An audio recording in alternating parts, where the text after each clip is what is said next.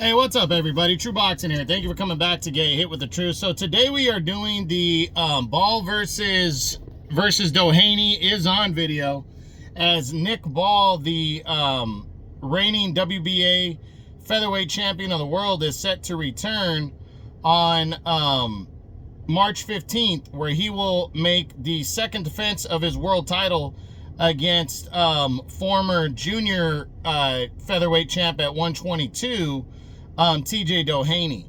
Now, before we get into that, if you could smash the like button, leave a comment, or subscribe to the channel. I really do appreciate any and all support that I can get as I continue to build my channel here. So this fight is set to take place on TNT Sports. Not 100% sure where to view those fights, the TNT Sports fights, but I'm sure it's going to be shown in the US somewhere. The week of the fight, I'll give more of an update. Also, when I do my my March boxing schedule. But Nick Ball, first fight of 2025, and I ain't gonna lie, I'm not too thrilled about this opponent selection. He's taking on Doheny, and Doheny's getting another opportunity at a world title fight after doing nothing to earn it. He's coming off the loss to Naoya Inoue, the monster, at 122, a fight he didn't deserve, and didn't really perform all that great in that fight. He got dominated against Inoue, and then against Inoue, and then prior to that, he's lost to Sam Goodman in 2023, who has yet to receive his title shot, but he's getting it next month. And, I know Doheny's a UK fighter. I know a lot of UK fighters do what Ball has done, where you take on a formidable opponent in your first defense, but he already had his first defense, and he already faced a formidable former world title challenger in Ronnie Rios. Like, I just don't understand fighting Doheny. If you're going to fight a local guy, just fight a guy on the rise or something. I mean, why fight Doheny, right now? Because essentially it's a stay busy guy against a guy who doesn't deserve it. And I'm sorry, I'm perplexed. Doheny's not even that big of a name, in my opinion, but obviously he's big enough of a name for Ball to be interested in making his second defense. He's coming off that dominant performance over Ronnie Rios.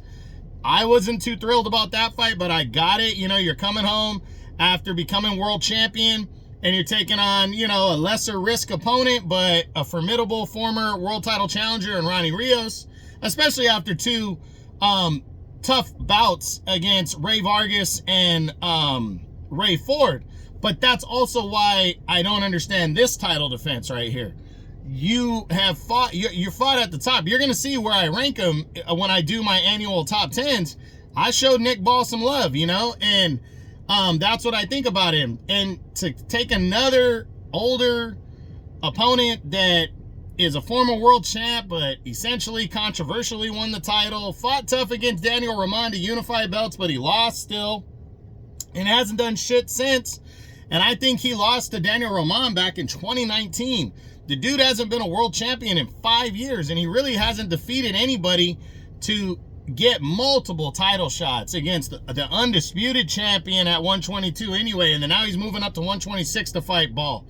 I don't like it, but hey, it is what it is. It should be a decent fight for as long as it lasts, just because of their styles.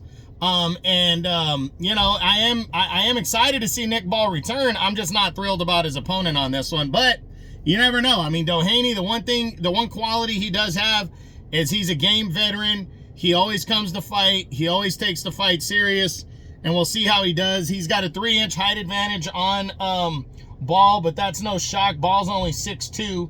He's used to being the smaller man, in terms of height. But he is the more natural featherweight, because that's where he's been competing at.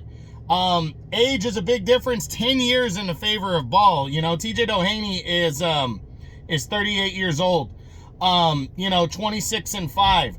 But he's got the 3-inch height and the 3-inch reach, so we'll see how he does. So Saturday, March 15th, TNT Sports, Ball versus Doheny is on for the WBA Featherweight Championship of the World at 126 pounds. I hope you enjoyed the video. If you did, smash the like button, leave a comment, or subscribe to the channel.